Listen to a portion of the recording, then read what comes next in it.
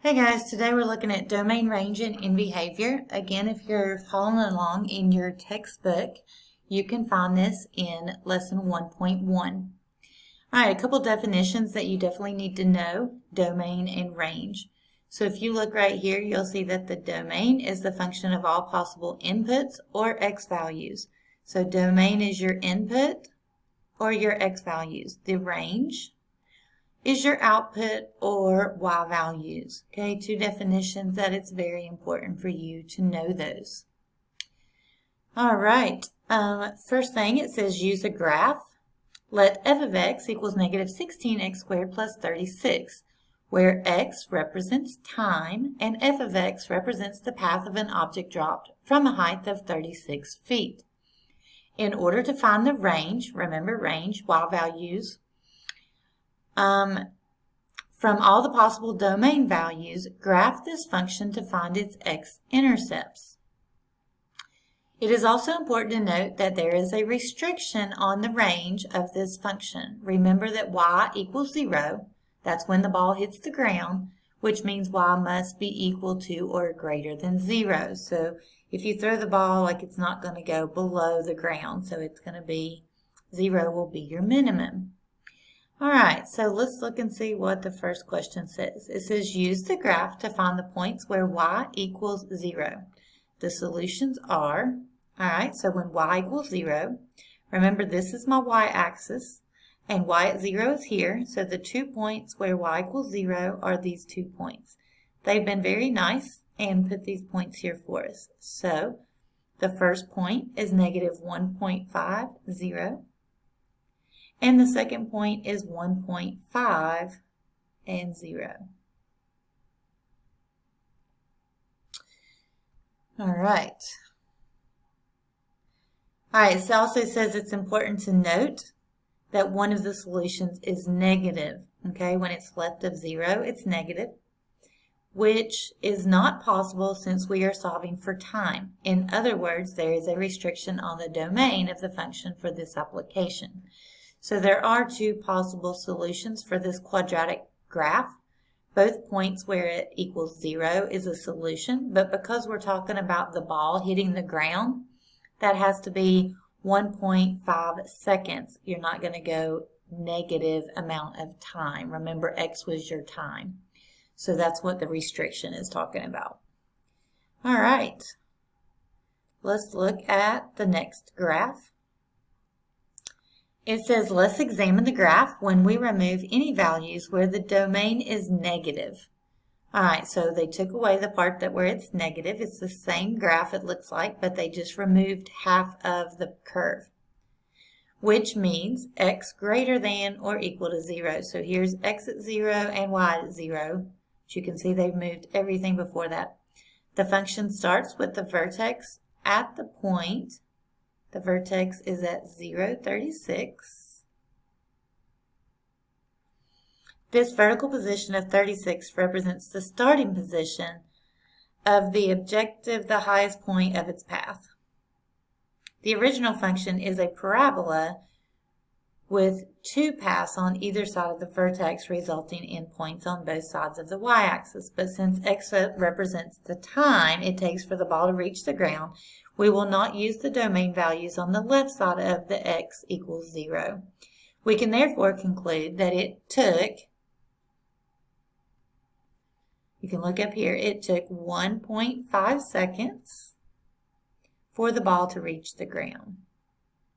All right, you can check that and see that everything looks good.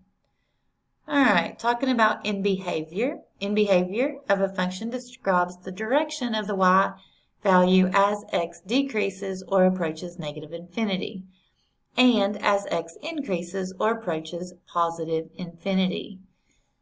All right, use the graph, use the giving information to complete the table. All right, so the in behavior, basically we're looking at the left side of the graph and the right side of the graph. So this is in behavior on the left, and this is the in behavior on the right. So we can see that going to the left, the x's are getting smaller, which means they are going negative, and the y values below 0 also go negative. So as x goes negative, y goes negative. And on the other side, the x's are positive. As they go to the right, they're positive. And as they increase above 0, they are also positive. So let's see how we determine the end behavior. So this says as x decreases, okay? So as x decreases, when x decreases, y also decreases. So y is the same as f of x. So this one decreases. And then as x goes towards the positive side or towards infinity, y increases and it also goes towards infinity. So again, y is our f of x, and that approaches infinity as well. All right, using a table. We can also use a table to determine the end behavior. It is important to use a broad domain because sometimes the curves can travel in different directions. So you can see they've got negative numbers, 0, positive numbers. So again, you want to choose a variety of numbers. We can choose any x value to represent the domain because that's our input, but we want to make sure that we include both negatives and positives. All right, so to figure out this, you're going to say negative 5 is going to be inputted or replacing the x value. We're going to substitute the negative 5 in for x. So if we look down here, we've got negative 5 substituted in, and that's going to result in 15. Then we're going to take negative 2, negative, remember the equation is negative and this is negative, so it's going to be the negative 2 will go here. And then we're going to substitute 0 in. Then we're going to substitute a positive 2 in. Again, the equation's negative, so this positive 2 is in parentheses. Just a little bit different than the other one. For some reason, it didn't drop there. Let's try it again. All right. And then positive 5. Here's a positive 5. Even though the equation is negative, inside the parentheses, that is positive. So if you want to locate the end behavior, you can see what's happening to the y values when you input different x values.